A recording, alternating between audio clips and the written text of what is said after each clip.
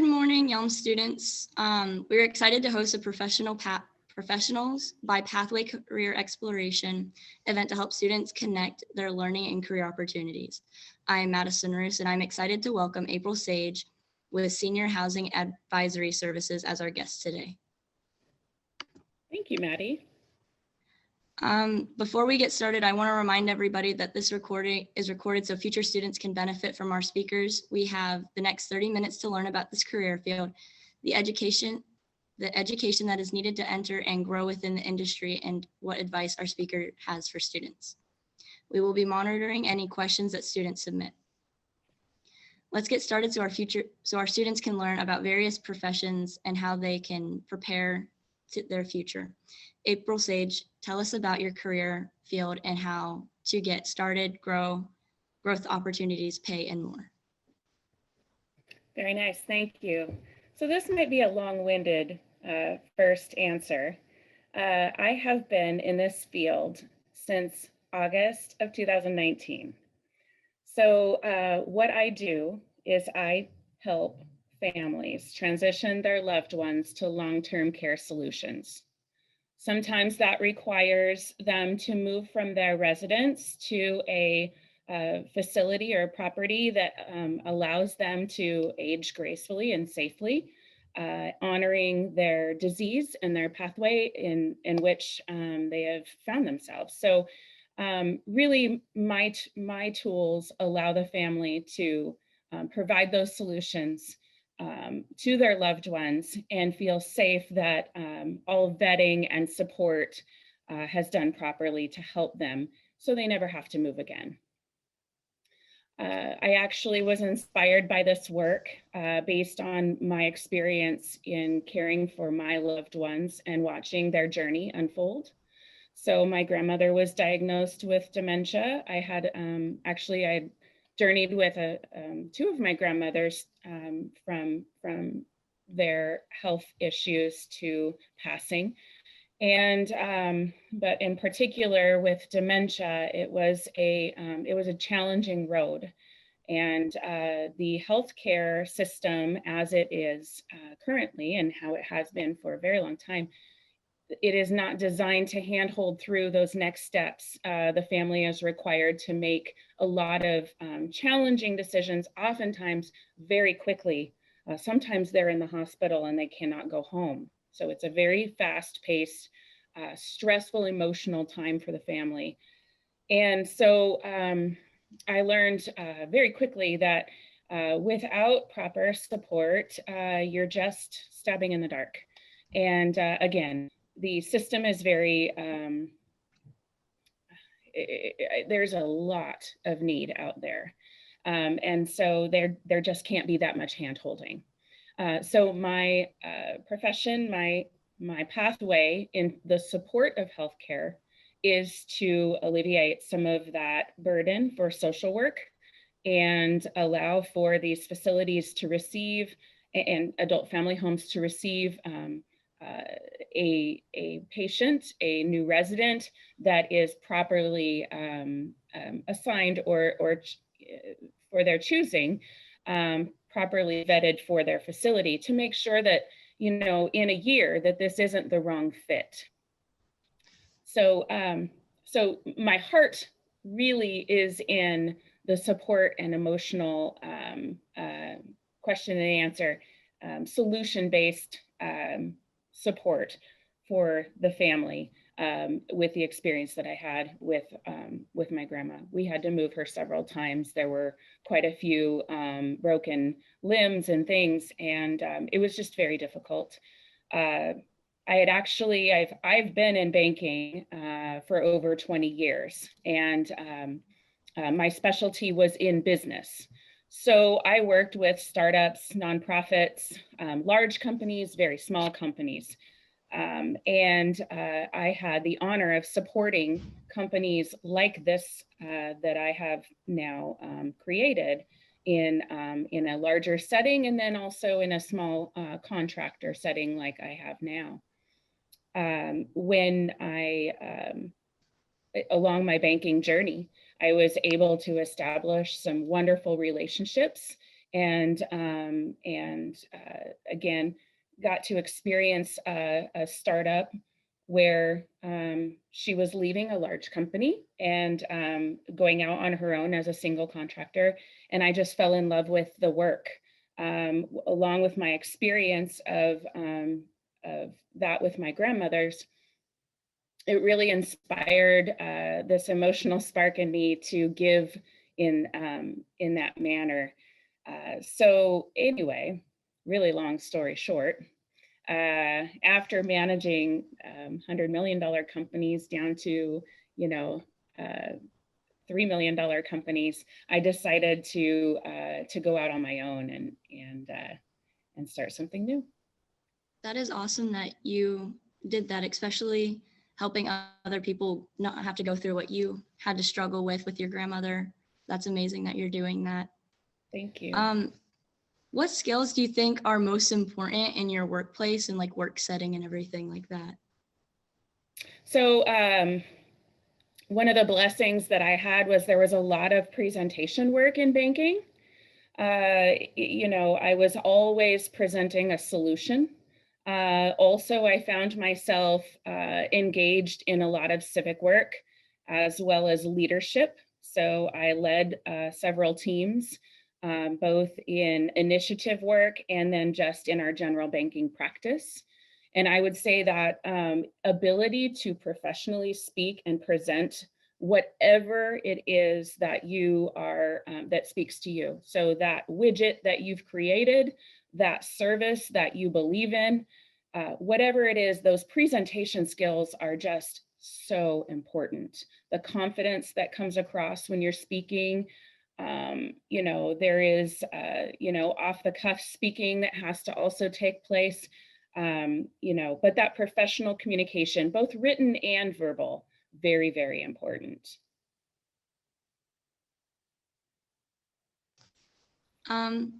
Those sound like really like things that would be good for any like most career fields, especially having confidence when speaking to people, especially when you're talking to families. I can see how that definitely could like help with that. Yeah. What do you wish someone would have told you before you started in this pathway? Oh, well, gosh, there's so many things. So first I would like to say that as a high school student, I was a C student, B student. You know, I have no bones about saying that I could have been a better student. I'm a social butterfly. I loved school, but I could have put a little bit more into it and got better grades. That being said, I was very involved, and so I was able to amass a decent amount of scholarships and have my schooling paid for. Not because I was a fabulous student, but because I was a well-rounded student. I think the exposure of that, I guess, that process of finding different pathways that I had to rely on because I wasn't an A student or an A+ student really was helpful. I wish someone would have told me that I was going to be successful that I could still be successful even though I wasn't an A student, that there was opportunity out there that didn't require 4 years of college in a far off land. I also, I would say that, I think I'm stuck, I'm sorry. You're totally fine. Definitely that the unconventional pathway is completely fantastic. Go with your gut, go with your heart. I like that. So one of the people in the webinar right now asked, how does communication help in your career, specifically having to be around a lot of people and getting people the right things and feedback that they need from you? So I realize I did cut off some of that last question with the communication piece. Urgency, well, when I started this business, I knew that I could not promise to deliver solid tools and support without the right foundation. You can't just walk into a situation and say, I can solve your problem when you have no vetted resources. And that requires networking and relationship building and asking for, I call it asking for the business, but there are a whole lot of ways to look at that ask. So you need to ask, in my situation, I need to ask these homes and these facilities and these skilled nursing centers and those types of places to trust me as someone who knows what they're doing when they're going to identify their home being the right resource for this family. So they have to trust that I am a professional, that I know what I'm doing, that I have the follow through and the wherewithal to keep that the communication as quick and succinct as possible, very urgent. I mentioned urgency in the beginning. What I do is often always with a short timeline, right? Then I have to be able to look the client in the face and say, what I promise to you is I am going to take care of your family. I'm going to provide this support service that is going to answer and eliminate the questions, not eliminate, but give you answers, quick solutions for your problems, issues, and concerns. And then I'm going to stay with you, as I promise, throughout this journey to support your family. So I have to be able to say those things. So the first thing that I did was, again, build that foundation. I contract with multiple facilities, but not all facilities. I did due diligence by learning audit reports, what the language is, what I should be looking for. The services that are provided, are those really good services for this case?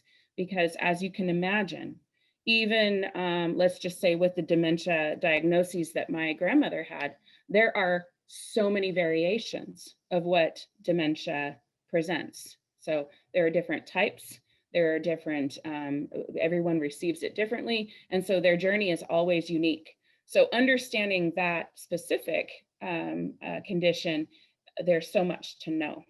So anyway, building that foundation, connecting those resources. I'm also a contractor at Madison Army Hospital. And so I had to be able to walk into the hospital and say, and gain an appointment and then say, you can trust me with your patients, those veterans. My mom works at Madigan as well. Oh, she works for nice. the VA now. Oh, very nice. I should really want to know your mom, by the way. The VA is a beautiful thing, but it is a difficult process sometimes for these soldiers or these retirees. Yeah. Right now, especially, she does like with homeless vets. They're trying to like cut down like how many hotels they have for them. So they're working with that. That's wonderful. So needed. What skills do you think? Oh wait, I already asked that one, I believe. Did I might not answered it all the way. You can surely. I believe I asked what skills were most important. I just highlighted another question. Sorry. What does your work environment look like? Sorry. Well, my office is in my room, my bedroom, so I can shut the door and have some privacy because I have 2 middle school children at home doing schoolwork. But usually I'm on the road. My car is my office. I have great Wi-Fi and hotspot activity. I'm usually in a non-pandemic environment. I am meeting with families in their homes or at the hospital. There's a lot of on the road work that happens. And then, of course, my home office. So. All right. What education, like college, because you mentioned that you had gotten scholarships, and what training did you need, and which training played the biggest role towards your career? Like some training is good mentally, but like what actually made it easier going into your career field, do you think? So my on-the-job training has always ended up being my school. However, I had enrolled at Pierce College in the criminal justice program when I was the sweet age of 18. I became a manager of a retail store called Mr. Rags to put myself through school. I ended up being, I went up to district area leadership in Mr. Rags, and I went to school until they moved me to Colorado and a couple different states to manage large groups of stores. So I ended up not finishing. And since then, when I was recruited into banking, so by the way, that gave me that management platform, right? Mm-hmm. So that on-the-job training, those pathways that you don't expect. So I was just going to work for Mr. Rags to get myself through school. And then it didn't work out that way. What ended up happening was this great journey of management skill building, you know, everything it takes from people management to customer satisfaction to, you know, those long retail hours, and make and do. Quick on the spot decision making. I mean, those types of things. And you have to be someone that people want to follow and listen to and respect, because you got to keep an employee base happy.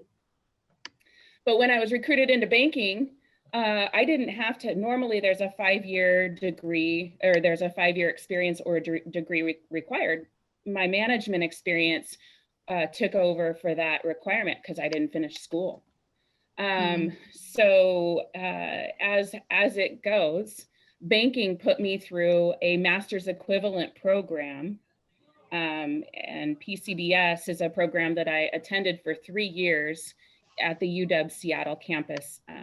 It's like I said, a master's level program, and it taught me a master's level experience in running a bank, managing a portfolio, or managing a balance sheet and income statement, the high level of communication, leadership, skill building, just complete immersion, large papers, 50-page thesis. So although I didn't finish, and I have to say, still on the hunt for my degree, which I completely plan to finish still, all of those pillars allow me to do what I am doing today.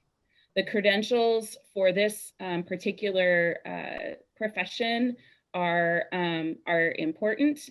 My management in client management, people management, and so forth, those types of things allow me to be in this space. However, I'm still working towards various other levels so I can have credentials. Important specialty. Yeah, that makes sense. And especially like I get the whole hands-on thing. That definitely helps a lot when learning. Mm-hmm. Yes. So this is a question that's not on the script.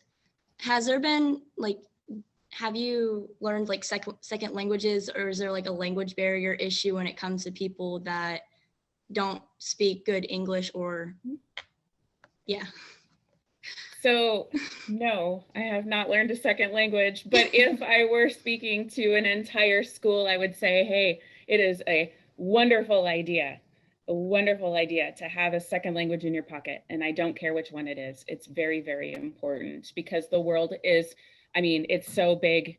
And I run into well, in this case, for Madigan, I run into a lot of families that have veterans that have wives from other countries, and their children speak the language for me to them. So, you know, when there is that ability, I often have that family intervention. I also, through my banking experience, I know where to find resources for communicating. Either I can call a phone number and they can do the telelanguage translation, or Google Translate is also a good tool if you have to have it. But for the most part, English as a second language can be a little bit challenging. I also, through my journey, I've identified which homes that speak a foreign language that is important to the families that I work with. I think it's crucial, very critical. And if I can't get the support in the home or in the facility that they live in, then I ensure that I try to find maybe another resident that lives there that they can be introduced to, so they can communicate and feel good having that other person that they can communicate with freely. That's awesome. Yeah. That's amazing that you do that for them. Thank you. I think it's important. Hey, Maddie, is can I important. ask a question? Go ahead, Mr. Clinton. Hey, so April, as I sit here listening to you thinking, I think about the business and marketing side, and I think about like, where do you get your paycheck from? And then also there's a big part of working is benefits and that self-employment aspect. So Yes. necessarily, for a lot of people, they want to be entrepreneurs, which it sounds Mhm. like that's what you're doing. Can you kind I am. of share, I guess, what that business and marketing side looks like when you're trying to figure out where am I going to get my paycheck from? Yeah, that is such a big package to unpack, but I will try to be quick about it. So one of the one of the hardest transitions from going from a corporate umbrella to a sole proprietor entrepreneur is the shock and awe of, oh my heavens, benefits are so expensive. Oh my heavens, I used to have technical support that I could literally email or call, and they were at my beck and call to have the solution of anything I needed. Marketing was made for me. I could present my marketing idea. It had to go to marketing. They had to approve it, and then they would give it to me. So that being said, you learn very quickly what you can and can't do. I made my own website. I invite you to see it. I have yet to have it professionally done. I just really wanted to have that presence online. But it was an interesting journey. And I had to start somewhere. And then I started realizing that although I don't have employees, I do have other like-minded people who believe in my cause, and I was going to go interview them. People who are self-employed or own a business. Again, I was blessed to have all of these great foundational relationships with professionals because of my banking background. So I went to a publishing company. A good friend of mine owns South Sound Magazine, and sat him down and just asked him for every resource he had and where would he go and where would the trust be built. And by the way, I made my own business cards, and I made my own they're called rack cards. You put them in the lobby of the facility or the skilled nursing center. I made them, and they were awful. And they were a labor of love, and I was so excited, but I knew that they were awful, but I had to start somewhere. So I brought them to that meeting where I was interrogating Josh, asking him all of these things. What should I do next? And I presented my material to him, and he said, "Oh, April." I said, "No, give it to me real. Give it to me real. We are friends first. You will never offend me. I have to have your advice." And he was like, "You got to do something about that." It's a mess.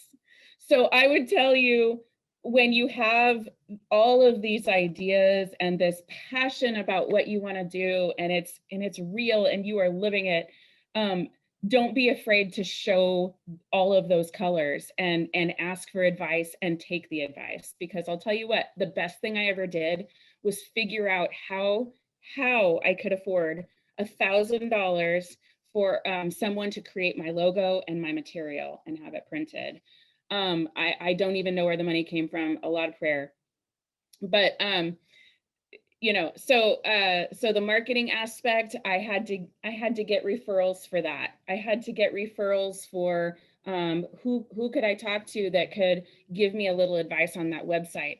Who can get me out there on Google, and so someone can Google me and see that I'm a legit business. The benefits side. The benefits side has been trial and error. I have gone out and gotten my own very very simple policy for medical. I have dental, I have optical, and I also even have life insurance. All things I took for granted before I started this journey. I had to have those things. I'm a sole income earner in this home, and so it's a priority. It just had to be. So everyone's going to have their own circumstances. Hopefully, if you're embarking on this journey and you want to be a sole proprietor at a young age of 18, you have about 5 years before most policies, insurance policies and the like, allow for you to stay on your parents' policies for some time.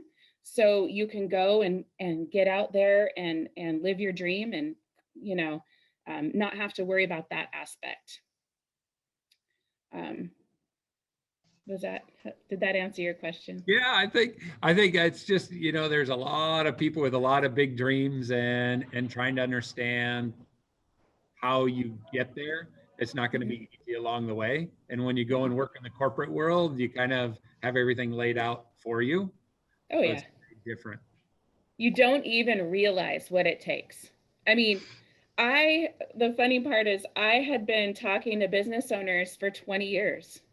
And I really didn't understand what it was like to be in their shoes. I have so much more respect. Not that I didn't have respect, but I didn't have the boots on the ground understanding. You know, there are times where I'm just like, I'm by myself and I have to figure it out. I can call a friend, I can look for some advice somewhere. I do a lot of research. But, you know, truth is, this is yours to create. And that's a great thing, but it's also a very scary and overwhelming thing at times too. So you got to keep yourself in check. Yeah. Always be looking. Okay. Awesome. That probably, Maddie, we have probably we're running out of time because we have a document that's going to start up. So maybe if you can close up. That's what I was just about to. Okay. So I want to thank you, April, for taking the time to share your career and advice with us today. It was really helpful and I really liked it. Thank you. I just realized I didn't explain where my money comes from. No problem. If you'd like to, go ahead. Do you need me to really quick? Sure. You can splice it in. So as a contractor, it's a referral contractor. So when I deliver the referral to, so by the way, my services are free to the family that is placing their loved one. My pay comes from the place that they go. And the reason why is because, well, for many reasons, if I'm supporting them and vetting the needs and ensuring that the connection is a good, strong one, that, you know, it's mutually beneficial, then they don't run into issues where the family has chosen it and it's the wrong fit and then they're moving out. It's very disruptive. It's very unhealthy for the loved one, very unhealthy to move them over and over. Also, the facility and the staff, it's very disruptive to them too. It's very cost effective to work with me because I typically spend a lot of time with the family to make sure it's a good match. I'm only paid after they're there for a period of time. So, and it's in installments. So it has to be a really good match or I don't get paid. And I rely on that to take care of my family. I do some consulting work as well. So I do planning. I meet with estate planners and families to plan out what this would look like in the future and ensure that they have thought about everything that they need to for plan A, B, and C as health changes. So anyway, that's how I get paid. Awesome. Thank you for sharing the information with us today and all the insight you have given us. Thank you very much.